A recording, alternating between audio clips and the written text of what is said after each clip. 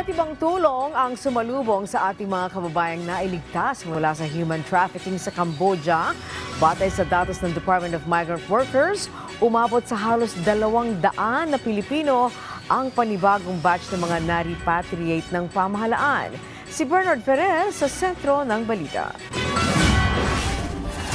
Mainit na sinalubong ng iba't ibang ahensya ng pamahalaan sa pangunguna ni Department of Migrant Workers Secretary Hans Leo Kakdak ang halos 200 overseas Filipino workers na biktima ng human trafficking mula Cambodia.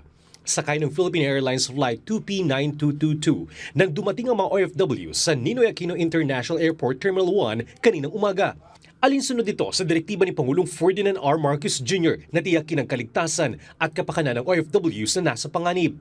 Naiwan naman sa Cambodia ang isa pang OFW na sa atensyong medikal. Nandun pa rin yung landing team natin that arrived New Year's Day, working closely with Ambassador Mayo and the embassy. So minomonitor yung sitwasyon niya. Nag-usap din kami ni Asik Glo kanina.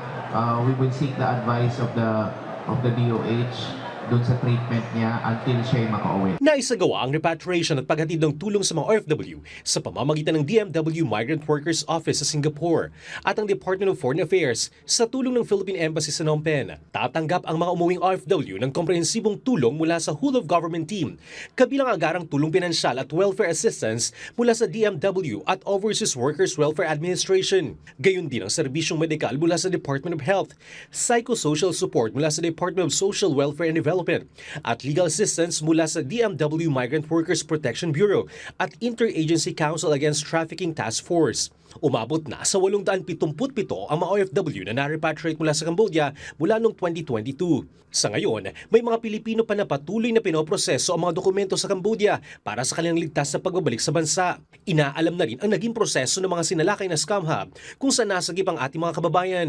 Segmented yung roles parang assembly line. So ang role nila was not necessarily in the area of the scam or the calls themselves, but rather to bring in or to at least identify yung mga tatawagan. Magsasagawa na ng investigasyon sa posibleng mga kasabwat ng mga illegal recruiter. Nagpaalala naman ng DMW sa publiko na dumaan sa tamang proseso sa pag-abroad at huwag magpapasilaw sa mga mapanlinlang na alok ng mga illegal recruiter. Bernard Ferrer para sa Pambansang TV sa Bagong Pilipinas.